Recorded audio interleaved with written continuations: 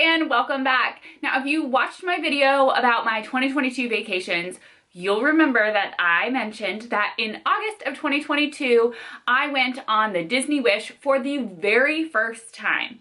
Now, I have been on multiple cruises before.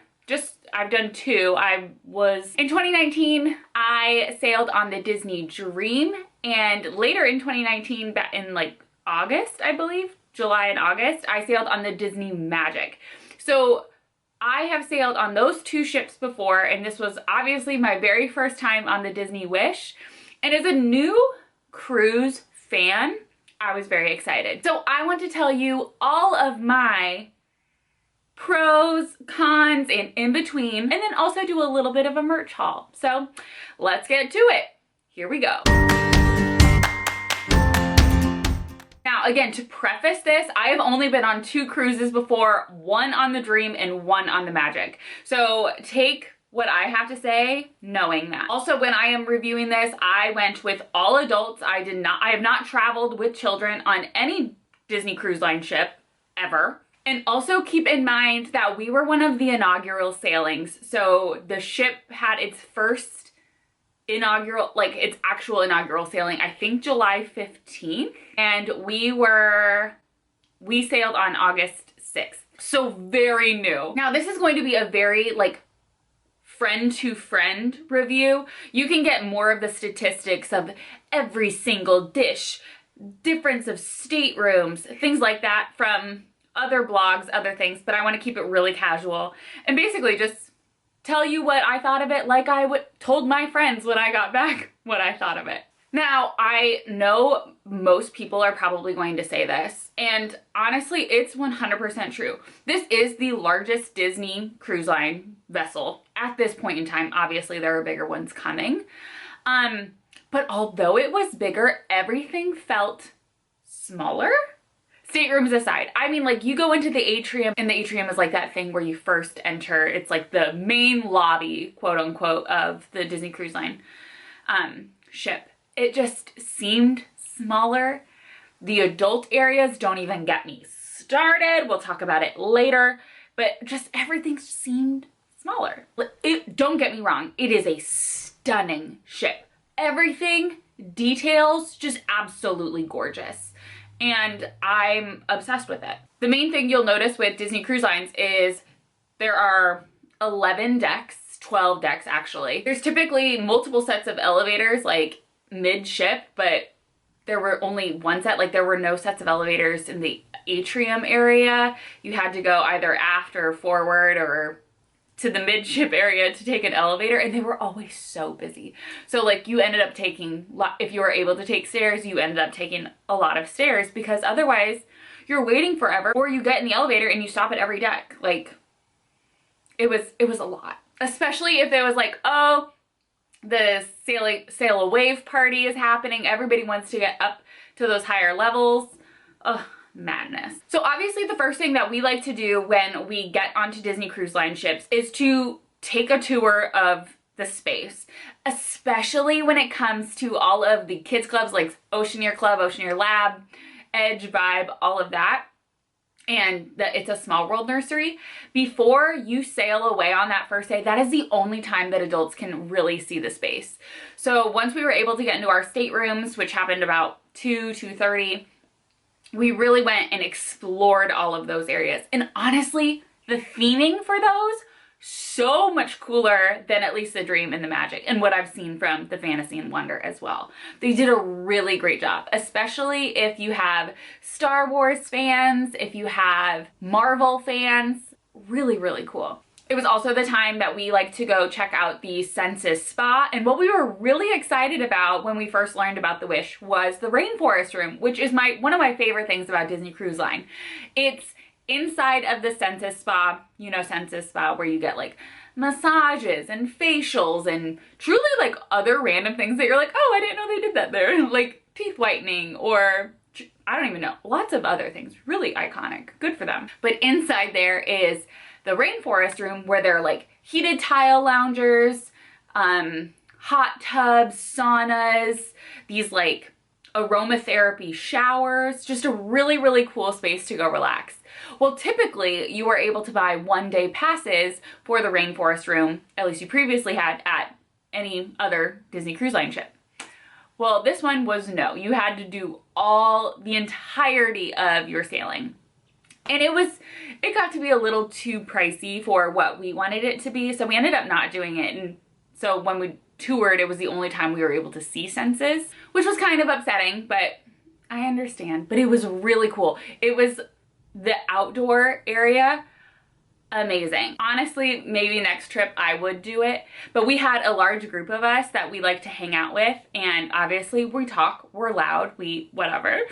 And I think that spending our time in the Rainforest Room would not have been conducive to our trip, just because we like to spend time with each other and enjoy each other's company.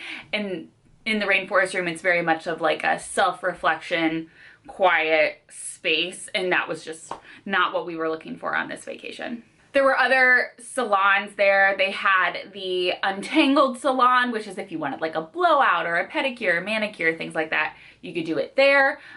For the others, there's Hook's Barbery, so like a barber shop, and there was a bar inside of there as well, which is really cool.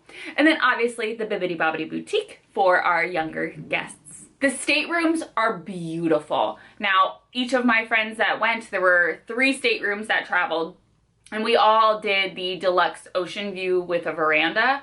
That's just how we prefer to sail. The ocean view with a veranda on a smooth sailing, there's no other way, in my opinion. It was really, really stunning. We had a Princess and the Frog themed room, and it was just subtle, beautiful art. I'm obsessed with the Disney Cruise Line beds. I think they are the most comfortable bed I've ever slept on, like ever, period. And it's just so cozy.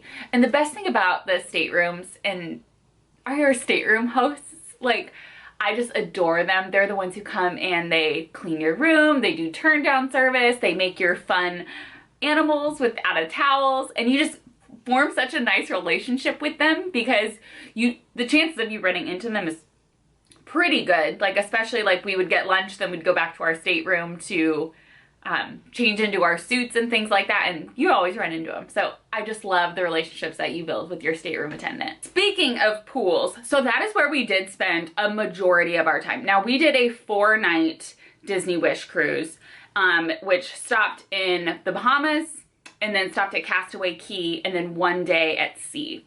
I love 1 day at sea, especially when it's the first day, because that makes so much more time to explore everything on the ship. I think a 3-night cruise is not long enough, especially if it is your first time on that specific ship, because I love to explore everything. So the pools, that's where we spent a majority of our time, because it was the middle of August and we had perfect weather. Like, it did not rain the entire time, which is shocking for August in Florida and in that area. But we were really, really lucky. The weather was iconic. So we spent a lot of time at the adult pool. I'm sure you've heard, if you're looking up things about the Disney Wish, the adult pool is the size of my office. The pool, it's this affinity pool. Infinity? I don't know what they call it, but it's like the one that, like, it looks out over the water. It's really cool. It's so small. The chance, like, we were lucky to every day obviously find a spot in the pool, but it was just so small, especially compared to like the Magic, where the Magic is even less than half the size of the Wish, I think, and their adult area is so much larger. It was just really interesting that they decided to do that for the Wish. And like, if you're coming into my comments being like, well, that's because it's not for adults. Then what are you doing here? Ugh, of course it's for adults. Adults are the ones paying for it. Like, hello. Anyway, what I loved about the adult pool, obviously Cove Bar is up there. There's Cove Cafe, which was a little more, it's different than the other coffee area, like coffee bars on the ship, because the salted caramel coconut latte, salted coconut caramel latte, I don't know, it is my favorite coffee drink of all time from Disney Cruise Line, and it's one of my favorite things to get every morning. And you can't get it at Cove Cafe, which you can on the other ships. They offer it at the other, like, Enchanted Sword and the Wishing Star cafes, which are other coffee bars. But they didn't have it up there, which was very interesting. Anyway, if you haven't had it before, it's really, really good. It does cost extra, but you get like a little punch card thing where it's like, oh, if you buy 5 coffees, you get a 6th one free. So my husband and I would get like a specialty coffee every morning. Cause like obviously the drip coffee is included, but the specialty coffees are not. Even like espresso is not, which is odd. But the other pools besides the adult pool, oh, another thing I loved is the specialty drinks that they had up at the adult pool area. But they had like these popsicle drinks. They were so good. Honestly, if you go to follow me on TikTok, I did like a vlog of every single day on the Disney Wish. Go watch that. I can link them here below if you want to check them out, because it really gave like a full idea of what we did every day. But yeah, the only pool that we actually went to was the adult only pool. The other pools were great. Obviously there's that giant one that's in the center of the ship that everybody sees. And then obviously during like Sail Away party and in the mornings when there's just lounge chairs everywhere in front of the giant screen, they like cover it with like a wooden thing. And then there is the Aqua Mouse, which is their at-sea water slide, but it's like a water slide attraction. Yeah, we did not do that because it was a 45-minute wait. And again, it was just so hot. Like I wasn't waiting 45 minutes for this. I really wish they had some sort of like virtual queue for it instead of having to wait in line for the full 45 minutes. Going forward, I would love to see something like that because it was too long of a line for us to bother, honestly. There were lots of things to do on the ship. My favorite thing to do is trivia. Obviously, Disney trivia, Pixar trivia. What else did we do? I don't know. I didn't win them all, but we won a few. And honestly, I was kind of upset at the prizes. Again, this is one of the inaugural sailings. They may not have had everything on board yet. They haven't had anything ready. But we ended up just winning. Every time we won like DVC drawstring bags. I'm like, it's not even a Disney Cruise Line drawstring bag. Where's my medal? Where's my rubber medal? I won like 3 times. One time I won by myself because everybody was getting ready for dinner and I was like, oh, it won't take me that long. I'm gonna stay for trivia. And it's like always so awkward because you never want to be that person where they're like, how many answered? 28 correctly, 29, 30. And then it's just me, this woman in her 30s sitting by herself. And like all these families with children are like, ah. I'm like, well, be smarter. I don't know. No, I'm kidding. I will say I also went to Pixar trivia by myself. And my friend was supposed to meet up with me and she didn't meet up with me until later and it was hard. Like there were some that I did not know the answer to. So I did not win that one, but that's fine. Again, the prizes were not that enticing. We also participated in bingo. It was so fun. If you ever do Disney Cruise Line, it does cost money, but honestly, I think it's worth it. I watched people play. I did not participate, but it was still just fun just to watch the environment. They do such a good job. And like people win a lot of money, which is always crazy. I'm always like, oh, it's just bingo. I'm like, no, people win like real cash, like $4,000, $5,000, more than that sometimes. It's crazy. Those were the only like activities that we participated in. Like we never went to the movies. We never did like the silent disco party, things like that. Just again, because we were just having such a good time, the 6 of us enjoying each other's company, going to the lounges, things like that. And again, we spent most of our days either on Castaway Cay. We did get off at the Bahamas. I'll never do that again. Our husbands had fun. We did not. So we came back onto the ship early. But, or at the pool. So we would come back from the pool and then get ready for dinner. And then before dinner, because we had the late seating, obviously we would go to the shows. The shows on Disney Cruise Line are one of the reasons I love Disney Cruise Line. Like, if you don't know, I studied theater. I did theater. I worked in a performing arts center for 5 years. Like I just love live theater. And I think Disney Cruise Line does it so well. Now, because we were one of the inaugural sailings, we did not have Aladdin, a musical spectacular, Disney's Aladdin, a musical spectacular. That was not ready yet by the time we had our sailing. So unfortunately, we weren't able to see that, but it is the exact same show that's on the Fantasy. Does that kind of make me mad? Yeah, it does. It does.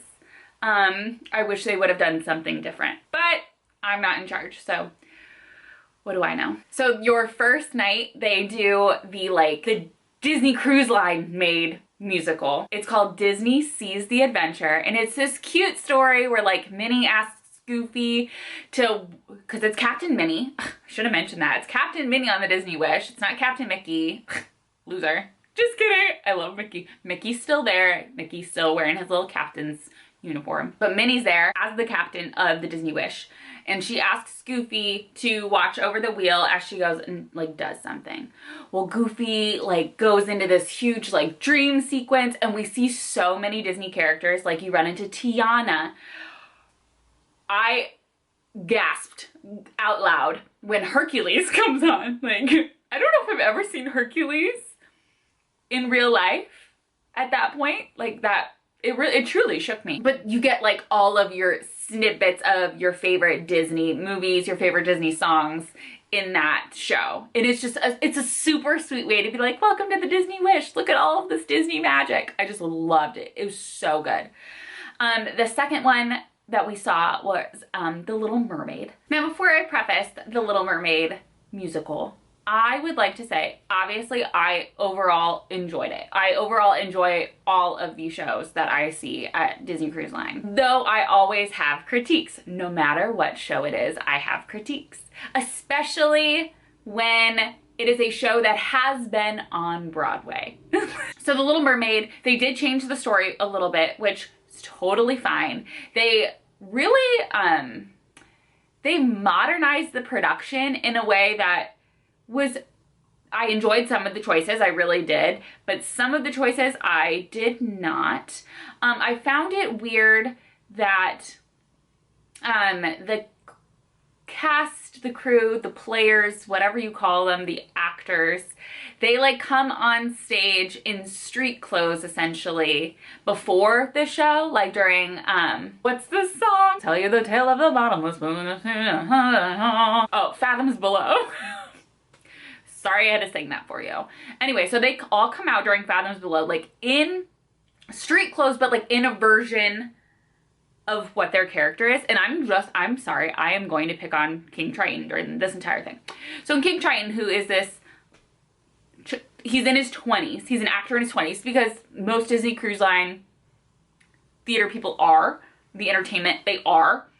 And he comes out with the crown on, so you're like, okay, this smooth-faced, young, blonde man is going to be King Triton. And then King Triton comes out, and like, it is obviously not cast for someone who has a deep voice, because it felt very forced, and it was a very like costumey wig and beard, which just immediately took me out of it. Other costuming, like Ariel didn't have a fin. She had like green leggings with a skirt over it, which is fine, but it really loses. And like Ursula did not have her tentacles, things like that. It really just took me out of like, we're under the sea. I think that was the thing. And I was sitting pretty close to the stage, so I couldn't even see like the projections of water on the stage. I assume only the people in the mezzanine up above could see it, because I don't think anybody in the main area could. And I think it just like bugged me the most, like when they took like a giant piece of white fabric and like waved it like it's, you're playing like double hopscotch, jump rope, whatever, where one person is on each side and they're like waving it, and like they're the cheap projections of the water on the, I was like, what are we doing?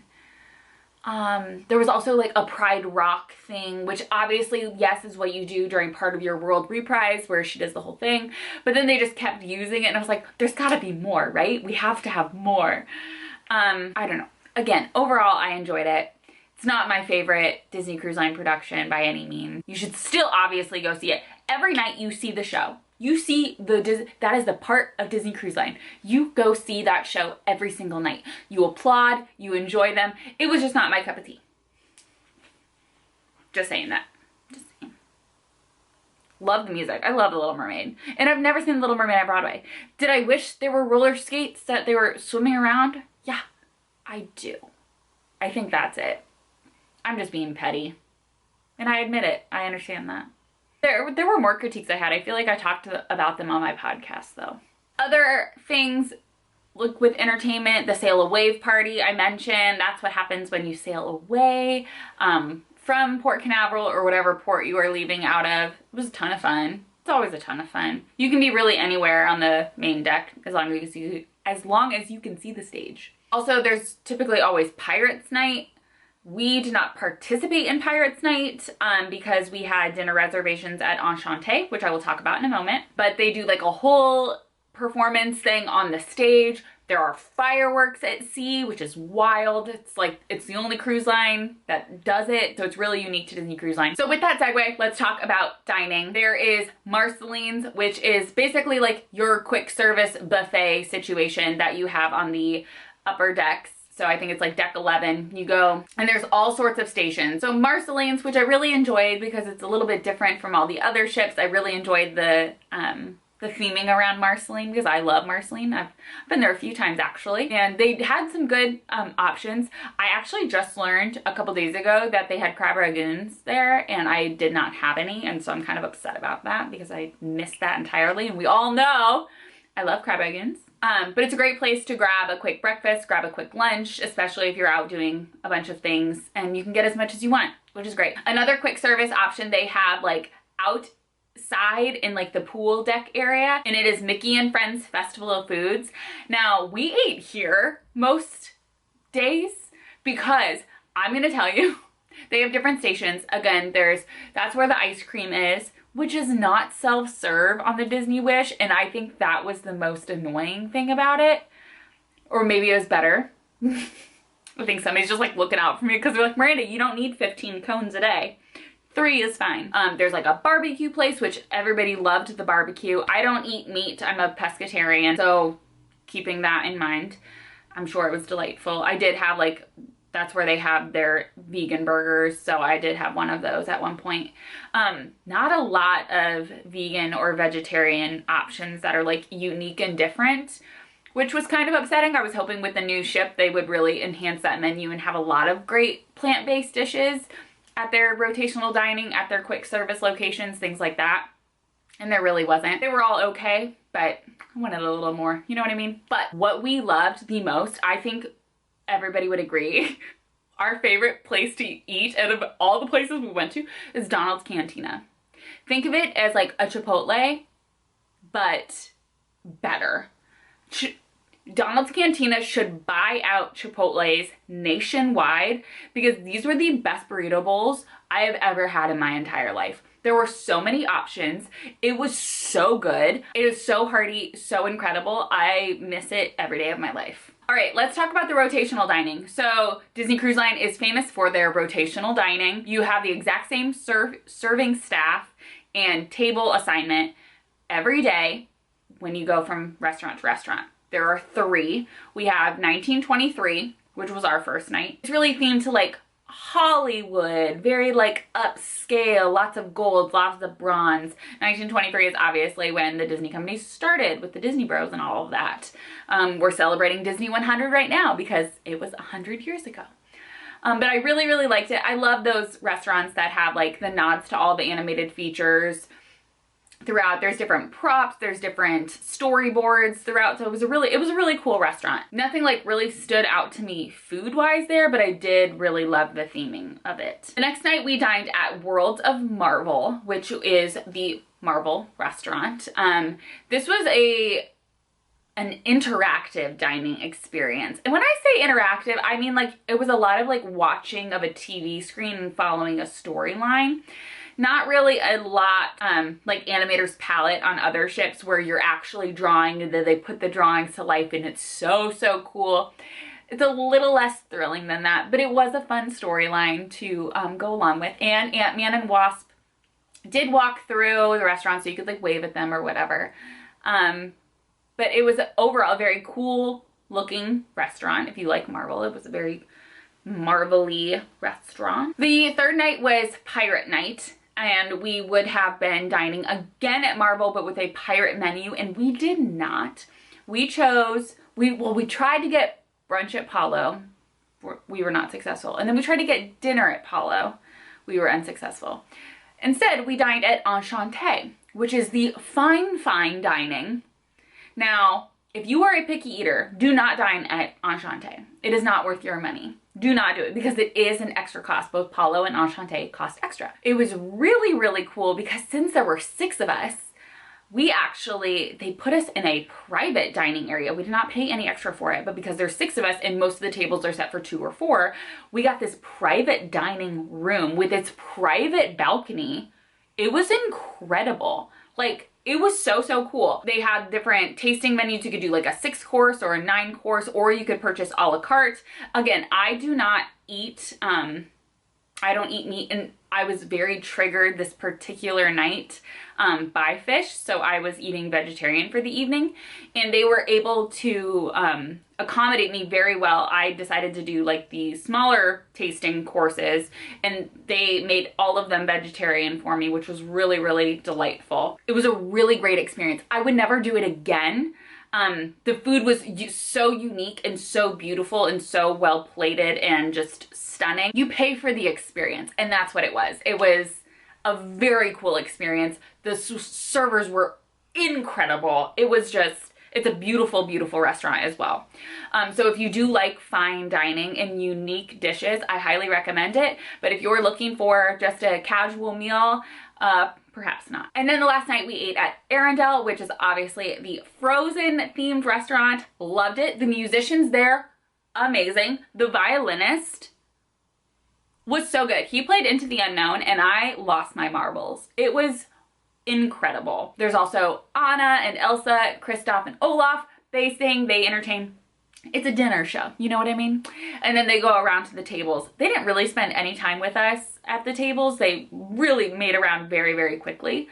But you do get to see them, which is really exciting. We also spent a lot of time at the lounges. A lot of these are adult only as well, so keep that in mind. We did go to Hyperspace Lounge. At this point, we needed to make advance reservations. I don't think you have to do that anymore. I'm not a Star Wars. We know I'm not a Star Wars, but I really enjoy the theming of Star Wars. And I was super let down by this lounge. I am not going to lie. It was some of the worst. I tried multiple people's cocktails and I did not like any of them. It was, I don't know. I think it was just so hyped up. Hyperspace Lounge was so hyped up. If you're a Star Wars fan and you had a different experience, please let me know. But it was not my cup of tea. Keg and Compass was another lounge. They actually did let families come in here a lot because I don't believe this one is 21 and up, first of all, now that I'm thinking about it. They did trivia here a lot. So really we just went there for trivia most of the time. There was also the Bayou, which was the Princess and the Frog themed lounge. We just went here for some beignets and a cocktail. And it was nice. They will sometimes have a pianist playing music or a live musician of some sort playing music there. The beignets do cost extra, and I do not think they are worth the extra cost, but that's just me. There was also the Rose, which is the bar on deck 12 right outside of Palo and Enchanté.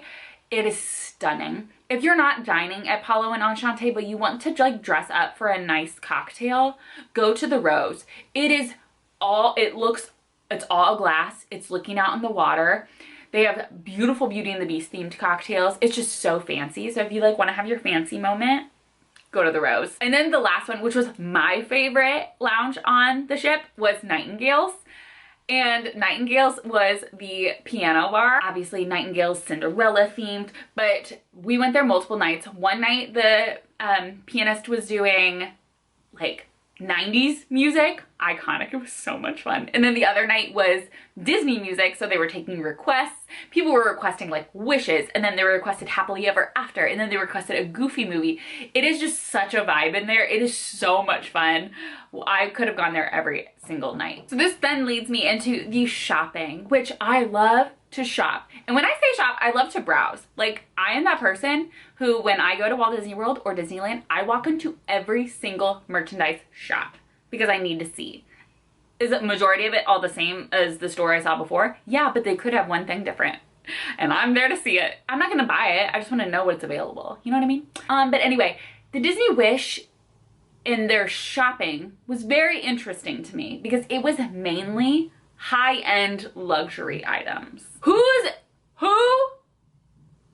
is buying a $6,000 watch on a Disney Wish? Like, none of it. The watch store is the only one I can think of, but there were like 4 of them that were just so high-end. I'm like, this is silly. Why is this on there? They have Mickey's main sale. That's obviously like the merch shop. It was so small. It was so crowded every time you tried to get on into it to like look, because obviously people are shopping before the shows or after the shows, and that's the only time to shop because the stores can only open when you are at sea. And there just wasn't anything available really. There was another store, I cannot think of it, but it was the one like right across from all the luxury stores that had like some other unique options. They were like almost like more of a higher end Mickey's and main sale. But it still just like did not satisfy my shopping needs. And I was kind of upset.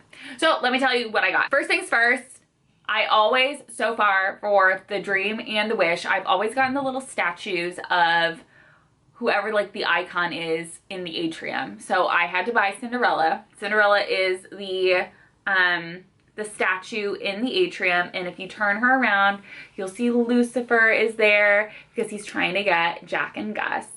So funny. It's really large, and it has like the little Disney Wish, can you see it? The Disney Wish emblem on there. It was $45. Like, why am I spending money on this?